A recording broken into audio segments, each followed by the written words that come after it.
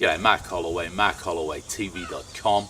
Have you ever wondered why it's the people who don't even seem to want to sell, and genuinely they're not that interested in selling, who often sell the most? Well, actually it's quite simple, and this is a principle that you can use in your business to great effect. The reason that people who are not that interested in selling often sell the most is because what they are interested in is helping people. They care more about what they can give to people than what they can get from them. That's just their natural disposition. Well, the good news is that you can emulate that, and if you begin to, let's say, it sounds a bit false, but pretend that you care more about what you can give to people than what they can give to you, actually what will happen is you'll end up really being like that. It won't be pretense anymore. You really will care more about what you can give to your customers than what you can get from them, and that is the beginning of increasing your sales. And that's because people like to be helped. They don't like to be pushed into a sale, but they like and they're attracted to people that want to help them.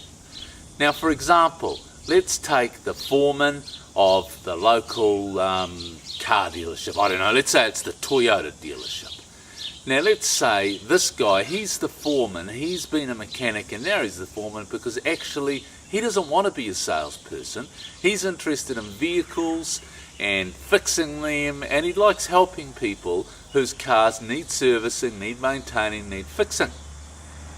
So, example, he might ask people that come in, and they might not even have a Toyota, it might be some other make, and he's the sort of guy that's likely to say to people, have you noticed that this car of yours, this particular model, seems to idle really fast when you start it up, almost like it needs the choke turned off, but there is no choke, of course.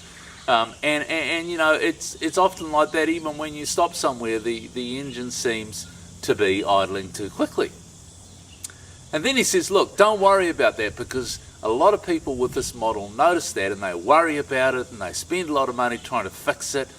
Actually, it's just a characteristic of the model, and you will find that this is a very reliable car. Have you found that? Have you found that this car has been low on maintenance and low on problems? Well, exactly, they'll agree, and exactly, you don't have to worry about the idling on this car.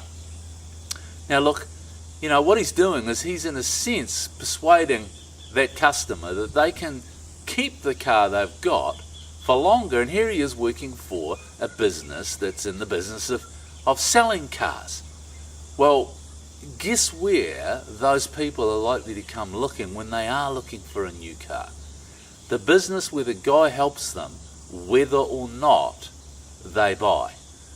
The business where the guy is interested in them and their vehicle rather than fitting them into a new one.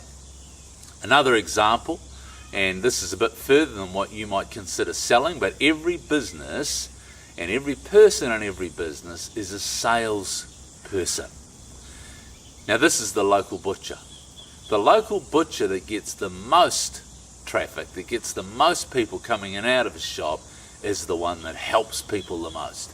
Now, for example, he might be the guy that's always explaining to customers, taking the time to explain to them different ways to cook this particular cut of meat.